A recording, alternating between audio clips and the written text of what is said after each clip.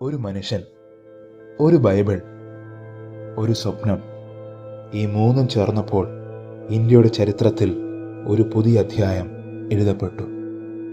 ഇതാണ് വില്യം കേറിയുടെ കഥ. 1761 ഇംഗ്ലണ്ടിൽ ജനിച്ച വില്യം കേറി ഒരു വലിയ കുടുംബത്തിൽ വളർന്നു. ചെരുപ്പ് തുന്നുന്ന ജോലിയായിരുന്നു അദ്ദേഹത്തിൻ്റെ ഉപജീവനം. പക്ഷേ അദ്ദേഹത്തിൻ്റെ ഹൃദയം ദൈവവചനത്തിലായിരുന്നു. ലോകത്തിൻ്റെ വിവിധ രാജ്യങ്ങളെക്കുറിച്ച് പഠിച്ചപ്പോൾ ഒരു ചോദ്യം അദ്ദേഹത്തെ അലട്ടാൻ തുടങ്ങി. യേശുക്രിസ്തുവിനെ അറിയാത്ത കോടിക്കണക്കിന് ആളുകൾ അവരുടെ അടുത്തേക്ക് ആരാണ് പോകുന്നത്? ആ ചോദ്യം അദ്ദേഹത്തിൻ്റെ ജീവിതം മുഴുവനും മാറ്റിമറിച്ചു. ദൈവത്തിൻ്റെ വിളി വ്യക്തമായിരുന്നു. എല്ലാ സുരക്ഷിതത്വവും വിട്ട് അറിയാത്ത ഒരു രാജ്യത്തിലേക്ക് പോകുക.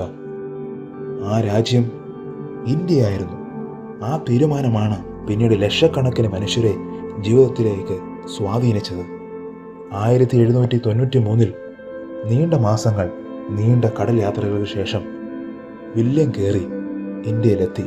പക്ഷേ അദ്ദേഹത്തെ കാത്തിരുന്നത് സുഖസൗകര്യങ്ങളല്ല, പുതിയ ഭാഷ, പുതിയ സംസ്കാരം, അനേകം വെല്ലുവിളികൾ. സുവിശേഷം അറിയിക്കണമെങ്കിൽ ജനങ്ങളുടെ ഭാഷ മനസ്സിലാക്കണമെന്ന് അദ്ദേഹം വിശ്വസിച്ചു. അതുകൊണ്ട് ബംഗാളി ഭാഷ പഠിക്കാൻ അദ്ദേഹം ദിവസവും മണിക്കൂറോളവും സമയം ചെലവഴിച്ചു. അദ്ദേഹം കേട്ടു, പഠിച്ചു, വീണ്ടും വീണ്ടും പരിശീലിച്ചു. ദൈവവചനം ഓരോ മനുഷ്യനും സ്വന്തം ഭാഷയിൽ വായിക്കണം. ഈ വിശ്വാസമാണ് വില്യം കേറിയെ ബൈബിൾ ബംഗാളിലേക്ക് വിവർത്തനം ചെയ്യാൻ പ്രേരിപ്പിച്ചത്. ഇത് ഇന്ത്യൻ ക്രൈസ്തവ ചരിത്രത്തിലെ ഏറ്റവും വലിയ സംഭാവനകളിലൊന്നായി മാറി. പിന്നീട് സറാംപൂരിൽ ഒരു പുതിയ തുടക്കമുണ്ടായി.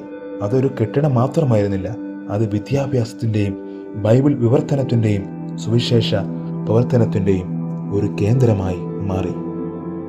വില്യം കേറിയുടെ ലക്ഷ്യം പ്രസംഗം മാത്രമായിരുന്നില്ല. വിദ്യാഭ്യാസത്തിലൂടെ ഒരു സമൂഹത്തെ ഉയർത്തണമെന്ന് അദ്ദേഹം വിശ്വസിച്ചു.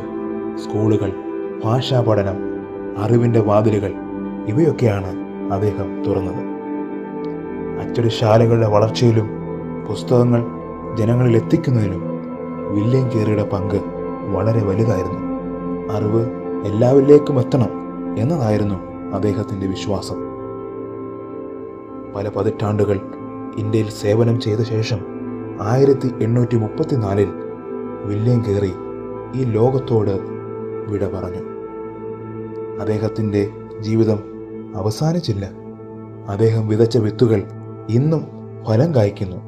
ഒരു ചെറുപ്പക്കാരനായി തുടങ്ങിയ ജീവിതം ലോക ചരിത്രത്തിൽ മായാത്ത ഒരു അടയാളമായി മാറി.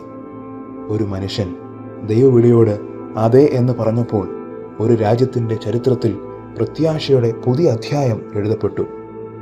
വിശ്വാസത്തോടെ ആരംഭിക്കുന്ന ചെറിയ ചുവടുകൾ തലമുറകളെ സ്വാധീനിക്കുന്ന വലിയ മാറ്റങ്ങൾക്ക് കാരണമാകാം. ആമേൻ.